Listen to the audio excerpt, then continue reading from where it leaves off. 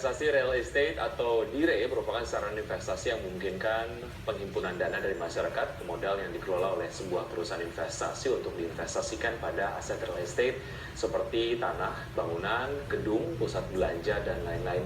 Namun bagi sebagian orang, DIRE mungkin masih sangat asing di telinga. Lalu apa itu DIRE dan bagaimana keuntungan serta resiko instrumen investasi tersebut?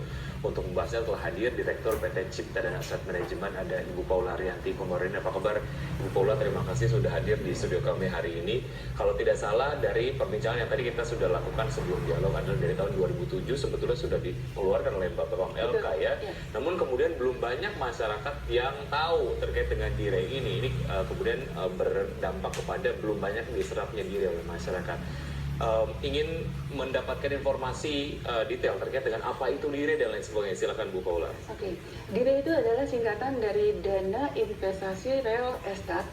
Adalah kontrak investasi kolektif yang secara khusus dibentuk oleh manajer investasi untuk berinvestasi secara langsung pada aset properti yang sudah menghasilkan pendapatan sewa.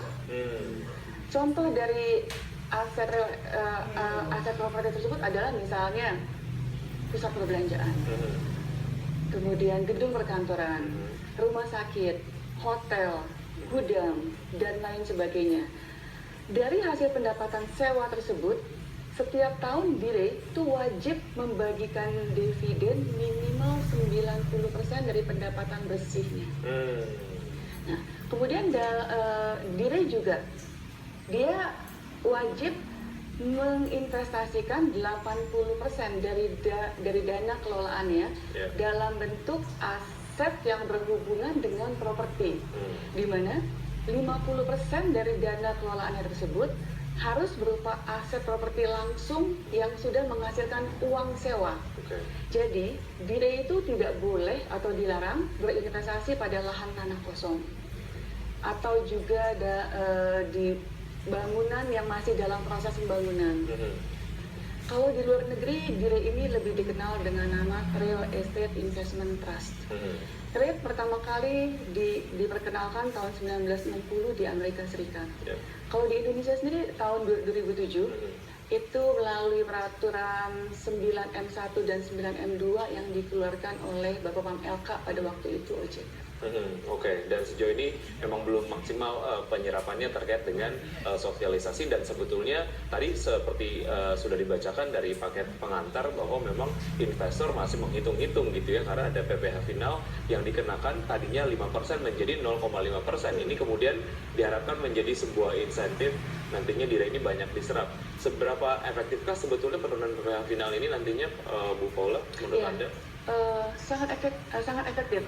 Pemerintah mengeluarkan paket kebijakan ekonomi 11 ini kan, itu kan untuk membantu DIRE supaya bisa bersaing dengan negara-negara tetangga, yang mana pajak penghasilan final DIRE untuk pengalihan aset real estate dari 5% menjadi 0,5%, 0,5. Kemudian juga memotong tarif BPHTB dari 5% menjadi 1% untuk nilai tanah dan bangunan aset-aset yang menjadi aset DIRE. Nah, jadi kalau itu berjalan, tentunya total pengenaan pajak DIRE cuma 1,5%. Sangat bersaing kalau kita bandingkan dengan Singapura yang mengenakan pajak sebesar 3%. Untuk pemotongan BPHTB masih menunggu persetujuan dari Pemda juga.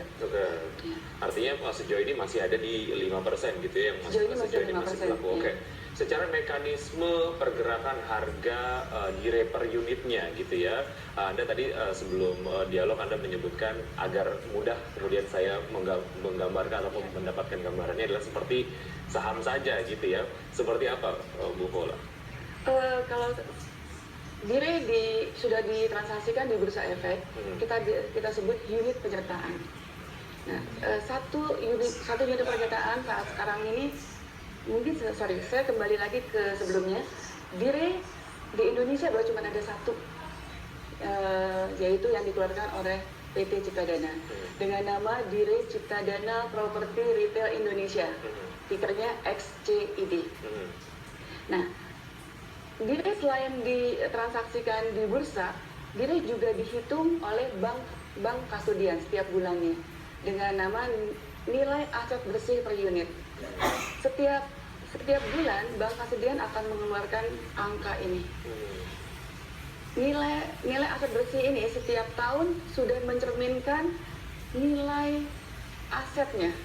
Nilai aset setiap tahun dilakukan valuasi, kemudian tercermin di dalam NAB per unit yang dihitung oleh bank kastodian setiap bulan.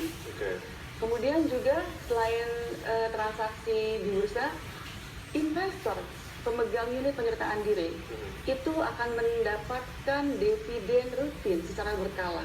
Setiap? Untuk diri cipta setiap 3 bulan. Nah, dividen maupun capital gain kenaikan nilai asetnya diri itu bukan merupakan objek pajak. Jadi bebas pajak. Iya, ini kemudian sangat cocok sekali apalagi untuk investor yang memang sudah sangat mengetahui kalau investasi di sektor properti, apalagi ini kemudian ada satu instrumen investasi memang fokus di real estate ataupun ya to be exact ini adalah bagian dari properti. Bicara soal resiko lah ya, ini juga memang perlu diketahui oleh masyarakat. Resikonya seperti apa, Bu Paula? Setiap investasi pasti ada faktor risikonya. Salah satu risiko adalah penurunan suku bunga.